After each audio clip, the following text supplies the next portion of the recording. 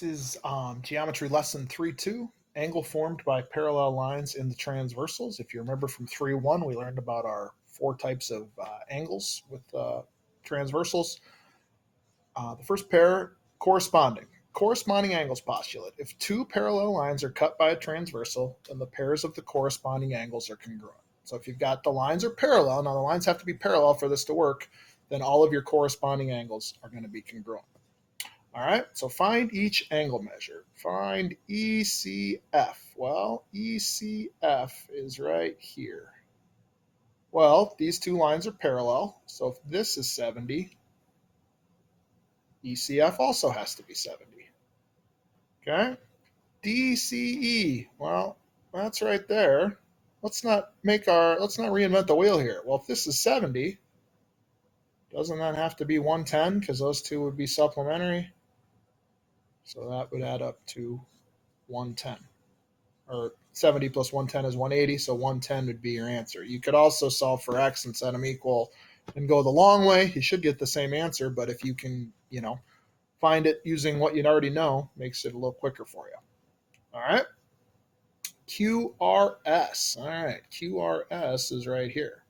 Well, if this is 118, then those would be corresponding because those are parallel. Well, 118, I could subtract that from 180. 180 minus 118 is what, 62? So QRS would be 62 degrees. All right. All right. If a transversal is perpendicular to two parallel lines, all 8 angles are congruent. All right. Remember that corresponding angles postulate can be used to prove the next 3 theorems.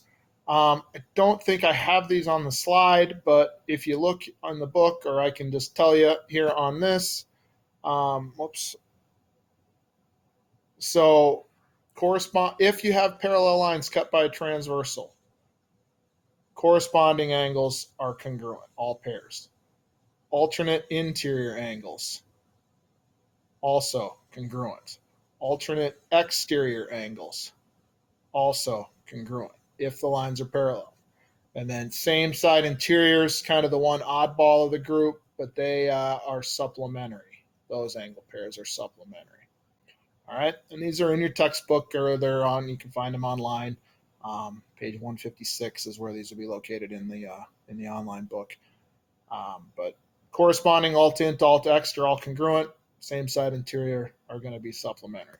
All right, let's try it. Find EDG. We've got our 2 parallel lines here, so all our angle pairs are good to go. EDG is right here. Well, let's kind of think about this. If this is 75, doesn't that have to be 75? Which would mean that across from it would also be 75.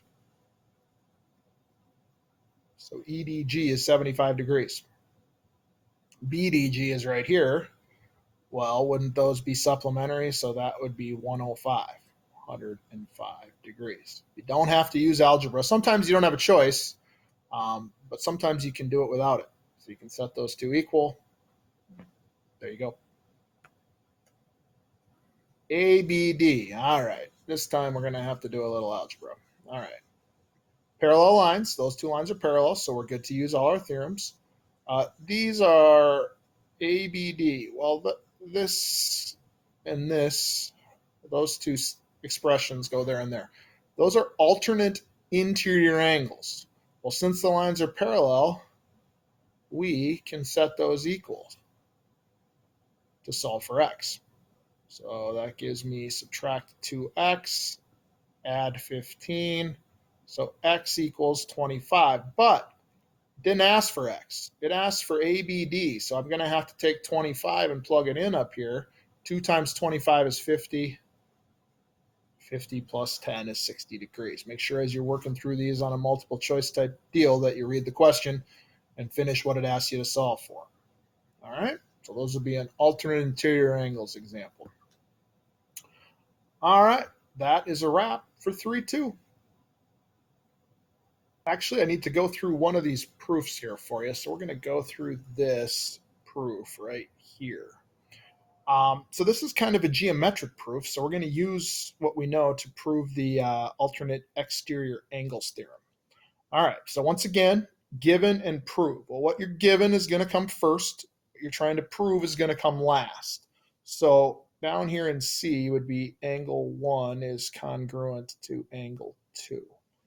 All right, so L is parallel to M, given.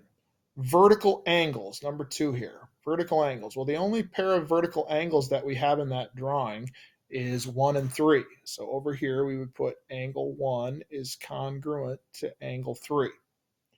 All right, and then 3, so that's by vertical angles. Then for number 3, 3 is congruent to 2. Well, what kind of angle pair are 3 and 2?